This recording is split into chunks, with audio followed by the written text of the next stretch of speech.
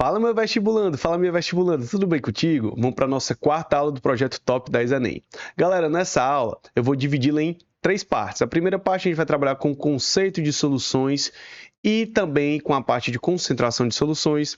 Segunda parte, titulação, que é um tema que também já caiu algumas vezes no Enem.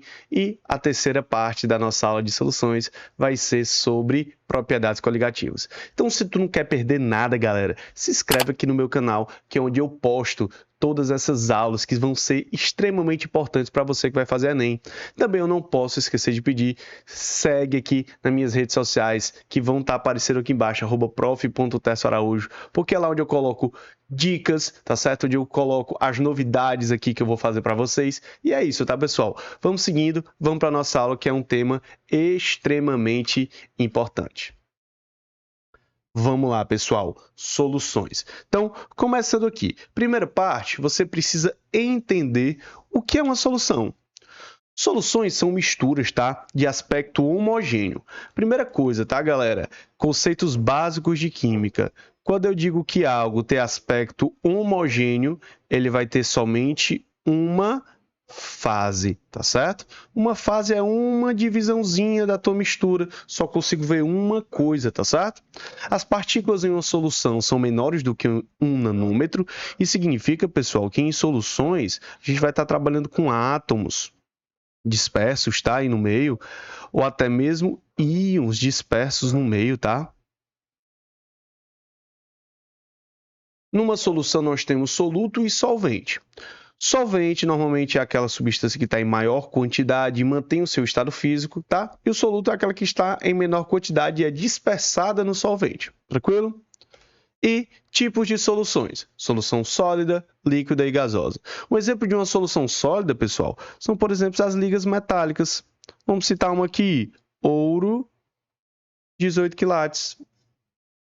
O ouro 18 quilates, ele é um exemplo de uma solução sólida, que é uma mistura, tá, homogênea entre ouro, cobre e prata. Então, uma solução no estado sólido.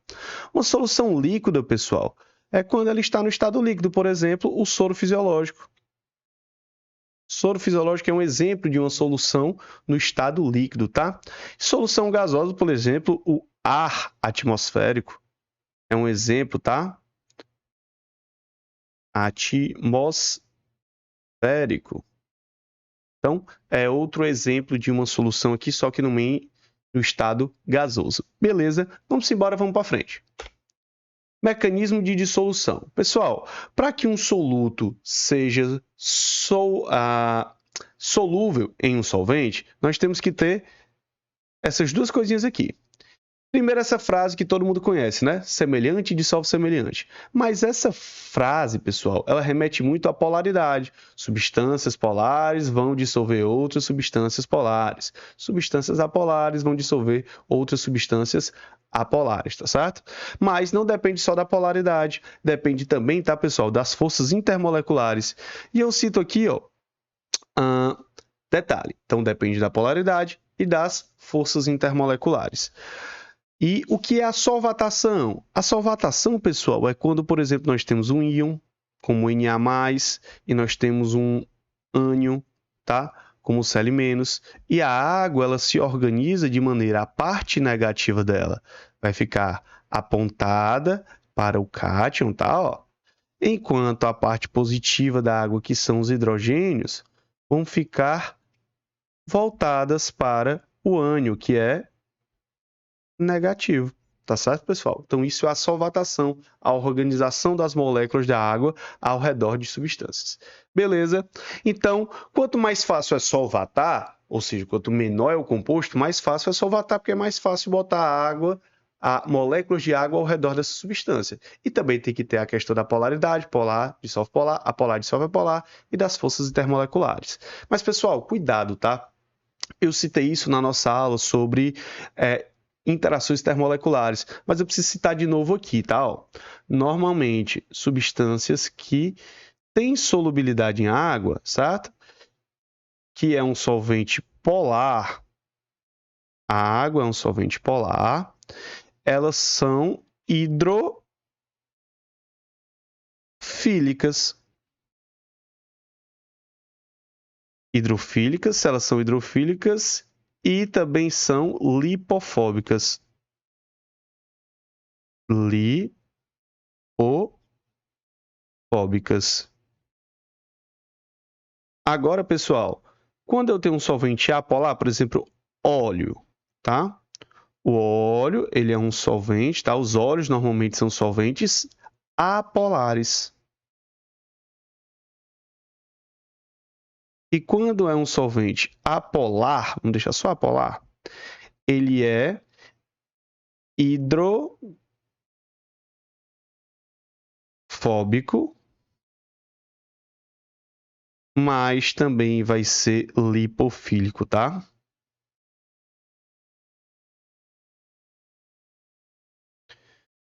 Então vamos embora. Solubilidade. Solubilidade é a propriedade física das substâncias de se dissolverem ou não em um determinado líquido, tá? Que normalmente é um solvente. O coeficiente de solubilidade é a quantidade máxima de um soluto que pode ser dissolvida por um solvente. CS eu vou chamar de coeficiente de solubilidade e QS é a quantidade do soluto. A partir desse coeficiente de solubilidade e da quantidade de soluto que eu adiciono, tá, pessoal? Nós podemos classificar de 3 formas: saturada, insaturada ou supersaturada as soluções.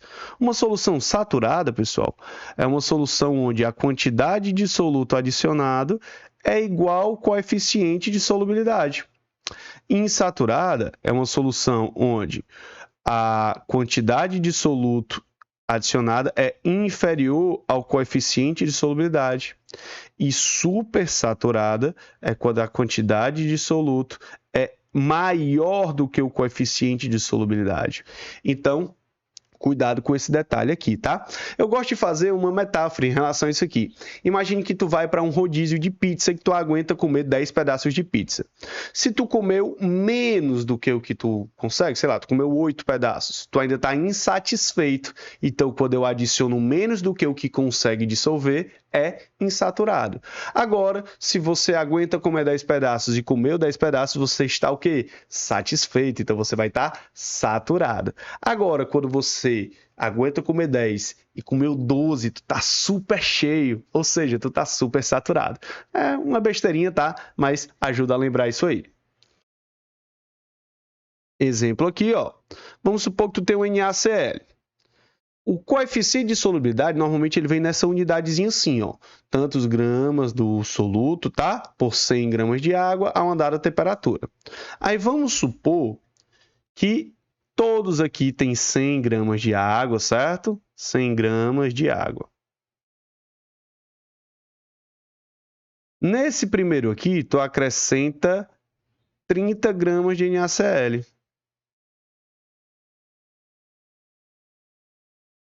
Nesse segundo aqui, tu adiciona 36 gramas de NaCl.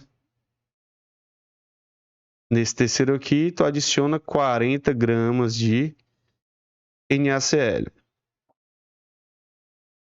Então, ó, ele consegue dissolver 36. Tu adicionou 30, significa que aqui tu ainda está insatisfeito, ou seja, insaturado.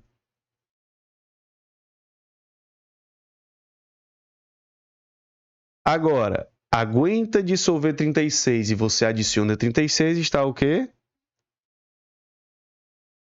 Saturado. E aguenta dissolver 36, você conseguiu dissolver 40, ou seja, está super saturado. Aí vamos lá. Em um gráfico, pessoal, ó, toda vez que o ponto está acima do gráfico, eu acho que ele está acima. Acima é super saturado, tá? Em cima do gráfico é saturado e abaixo do gráfico, ó, abaixo do gráfico é insaturado, tá? Beleza? Então vamos lá, ó. Em seu laboratório, um técnico em química foi incumbido de tratar um resíduo, evitando seu descarte direto no meio ambiente. Ao encontrar o frasco, observou a seguinte informação: resíduo, mistura de acetato de etila em água. Considere os dados do acetato de etila. Baixa solubilidade de água. Então, se ele é pouco solúvel, tá, pessoal? Provavelmente isso aqui vai formar um sistema bifásico, né? Bifásico. Ok?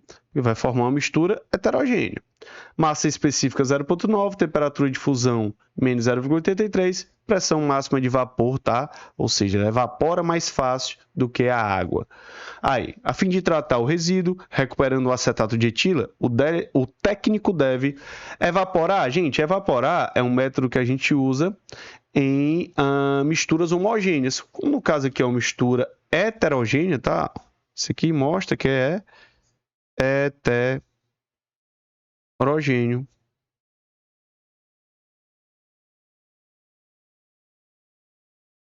Heterogêneo. Então não, tá? Filtrar separa misturas entre sólidos e líquidos e sólidos e gases. Nesse caso não é porque são dois líquidos, tá? Realizar uma destilação. Destilação separa misturas homogêneas. Como é uma mistura heterogênea, não vai dar para separar por destilação. Proceder uma centrifugação. A centrifugação acelera o processo de decantação, que não é o caso aqui, tá, pessoal? Então, falso. E último caso, decantar. Aí sim. Porque a decantação entre dois líquidos utiliza, separando os dois componentes por um funil adequado, que é o funil de decantação. Então, realmente, o item verdadeiro é o item E. Tranquilo? Vamos embora para o próximo. Concentração de soluções. Pessoal, então, nós iremos aprender várias formas de determinar as concentrações das soluções. A primeira concentração comum, que é em gramas por litro. Gramas do teu soluto dividido pelo volume em litros da tua solução, tá? Então, massa do soluto dividido pelo volume em litros. Outra forma de expressar a concentração, tá, pessoal? Aí a densidade da solução, que é a massa do soluto mais a massa do solvente dividido pelo volume da solução. Tranquilo? Temos também a molaridade, que divide o número de mols do soluto pelo volume da tua solução em litros, mas número de mols, é a mesma coisa que massa sobre massa molar. Portanto, substituindo uma fórmula na outra, nós chegamos nessa. A molaridade é a massa do teu soluto dividido por a massa molar desse soluto, vezes o volume em litros da solução, tá, pessoal? Muito importante isso aqui, cai muito. Massa do soluto em gramas, massa molar do soluto e volume em litros da solução. Também temos aqui, tá, pessoal, outra forma, o título. M1 é a massa do soluto, M2 é a massa do solvente, V1, volume do soluto e V sozinho o volume da solução. Título massa por massa é a massa do soluto dividido pela massa da solução, que é M1 mais M2. Se eu multiplico por 100, eu chego na minha porcentagem. Se eu tenho 1,5 massa-massa, significa que eu tenho 1,5 gramas a cada 100 gramas de solução, que como normalmente, utilizando água aí, tá? Que tem densidade igual a 1, a gente consegue dizer que 1,5 gramas a cada 100 ml, tá? Isso se for água, tá, pessoal? Isso aqui só vale se a gente estiver trabalhando com quem? Com o solvente sendo a água. Já, título VV, o volume do soluto dividido pelo volume da solução. Se eu pego isso e multiplico por 100, eu chego no título em volume. Exemplo, 1,5 VV significa que eu tenho 1,5 ml a cada 100 ml, tá certo? Título massa por volume é a massa do soluto dividido pelo volume da solução. Se eu multiplico por 100, eu chego também na minha porcentagem em massa por volume. 1,5 gramas a cada 100 ml da solução. Lembrando que todos esses exemplos, tá, pessoal, que eu coloco aí, só vale se for quem? A água, tá? O solvente. Aí vamos para cá. ppm e ppb.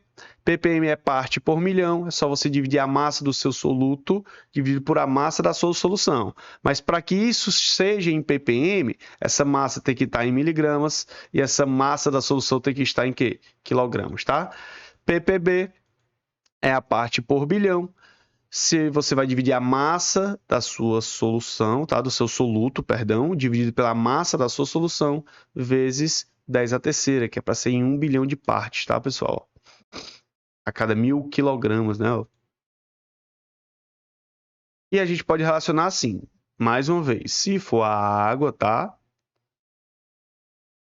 1,5 ppm é 1,5 miligramas a cada 1 litro, que 1 litro de água vai ter 1 quilograma, tá?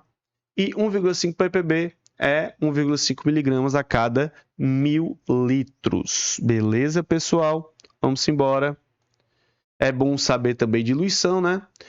A concentração no início vezes o volume no início, igual a concentração no final vezes o volume no final. A gente utiliza isso e essa expressão de concentração pode ser em qualquer coisa, ó, gramas por litro, mol por litro, porcentagem, tá? Então, a gente pode aplicar isso em qualquer unidade de concentração. Ó, a hidroponia pode ser definida como uma técnica de produção de vegetais sem necessariamente a presença de solo. Uma das formas de implemento é manter as plantas com suas raízes suspensas em meio líquido, de onde retiram nutrientes essenciais.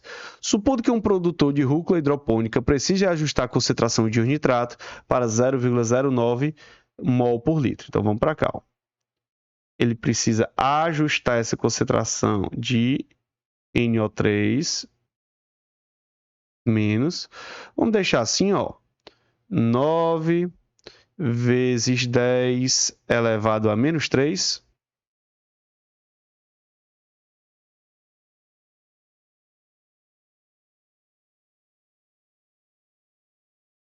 Aí vamos lá, ó.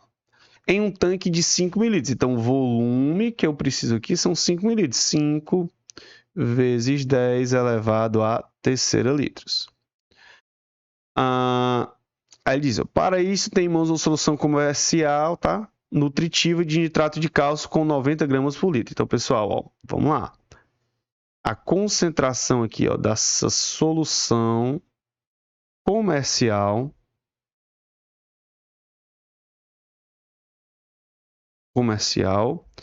é igual a 90 gramas por litro. E de qual soluto?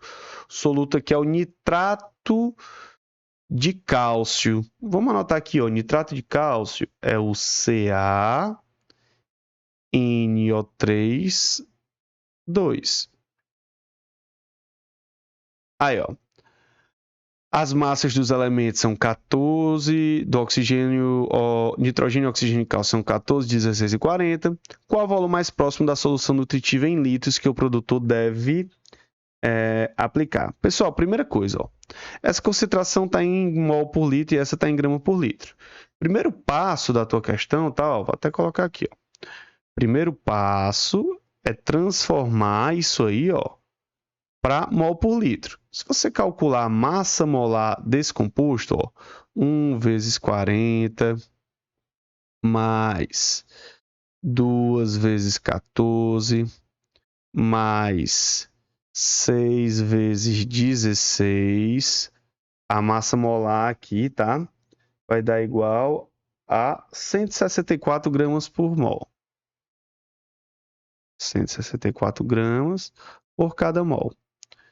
Então, o primeiro passo aqui, ó, é descobrir qual vai ser essa concentração de 90 gramas por litro, tá? Para mol por litro. Então, o que é que você faz? 1 mol tem 164 gramas. 164 gramas. Se eu tenho 90 gramas por cada litro, isso aqui vai me dar minha molaridade. Essa molaridade vai dar igual a aproximadamente, tá? Aproximadamente 0,55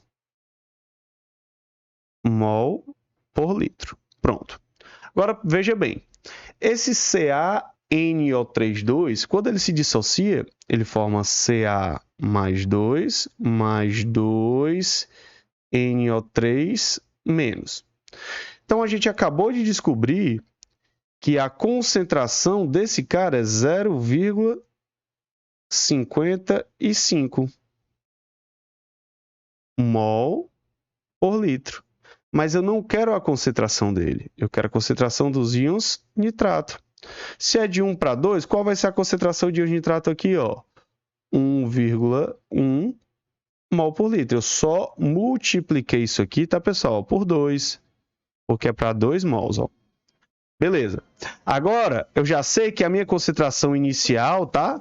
é 1,1. E a minha concentração final que eu quero é essa aqui, ó, 9 vezes 10 a menos 3. Eu não sei qual o volume que eu vou utilizar dessa, mas eu vou diluir até chegar em 5.000 litros.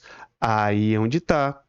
Você conclui essa questão, pessoal, só fazendo uma diluição. Ó, concentração inicial vezes o volume inicial igual a concentração 2, ou concentração final, vezes o volume final.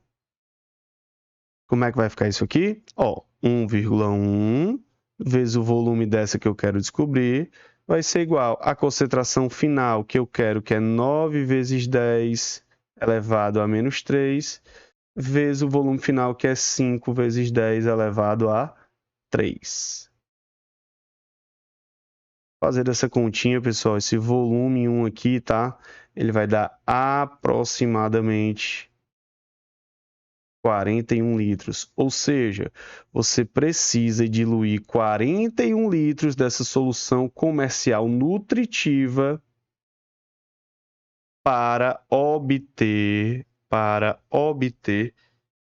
essa concentração final de 9 vezes 10 a menos 3. Beleza? Vamos embora, tá, pessoal? Não vamos perder tempo. Ó, o diesel é uma mistura de hidrocarbonetos, também apresenta enxofre em sua composição. Esse enxofre é um componente desejável, pois o trióxido de enxofre gerado é um dos grandes causadores da chuva ácida. Nos anos de 1980 não havia regulamentação e era utilizado óleo diesel com 13.000 ppm de enxofre.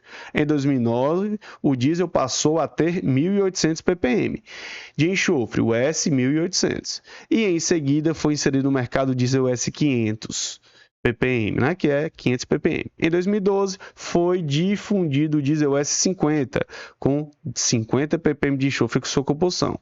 Atualmente, é produzido um diesel com teores de enxofre ainda menores. A substituição do diesel usado nos anos 80 por aqueles difundidos em 2012 permitiu uma redução percentual na emissão de SO3. Então, pessoal, é só a gente ver o quanto que diminuiu de enxofre. Isso aqui você faz bem rapidinho, ó. Presta atenção. Na década de 1980, existia 13.000 ppm. Já em 2009, tá? 2009, isso aqui baixou para 50 ppm. 2012, na verdade, né? Ó, perdão. Em 2012, diminuiu para atualmente 2012 foi o S50. Isso, 50 ppm. Pessoal, veja. A redução, quanto foi que diminuiu? Diminuiu 12.500 ppm. Então, de quanto foi essa redução? Ora, é só você fazer o seguinte, ó. Só uma regra de 3. 13.000 ppm equivale a quanto? 100%. Ele quer saber a redução. A redução foi quanto? 12.500... 12.000, perdão. Não é 12.500 não, né? Que é 12.950. 12.950, que foi o que reduziu ppms, vão prevalecer a quanto? X. Fazendo essa continha, tá, pessoal? Dá aproximadamente 99,6%. Então, reduziu em 99,6% a emissão de SO3, pois a quantidade de enxofre também reduziu nessa mesma proporção. Beleza? Alguma dúvida? Vamos embora, ó. Próxima questãozinha. O álcool comercial, solução de etanol, é vendido na concentração de 96% em volume. Entretanto, para que possa ser utilizado como desinfetante, deve-se usar a solução alcoólica de concentração 70% em volume. Suponha que o hospital recebeu uma doação de um lote de 1.000 litros de álcool comercial 96% em volume e pretende-se trocá-lo por um lote de álcool desinfetante. Para que a quantidade de álcool seja a mesma nos dois lotes, o volume de álcool 70 fornecido em troca deve ser mais próximo de. Então, pessoal, isso aqui é uma diluição. Ó, A concentração no início vezes o volume no início, igual a concentração 2 no final, né? Vezes o volume 2 no final. Concentração no início era 96%, vezes o volume no início, que era 1.000 litros. Vai ser igual a concentração no final, que é o álcool 70, tá? Vezes o volume final, que é o que ele quer descobrir. Fazendo essa continha, o volume final vai ser igual a 1.371 litros, tá, pessoal? Bem facinho, bem tranquilo, questão de diluição. Tranquilo? Então, galera, cuida, vamos embora. E seguinte, resposta item B, e vamos para cá. Galera, a primeira parte da nossa aula foi isso aí, tá? Então, por favor, me segue, tá? Aqui nas minhas redes sociais, que lá onde eu posto as novidades. Não deixe de se inscrever aqui no meu canal e deixa o like aí. E na próxima aula a gente se encontra. Valeu!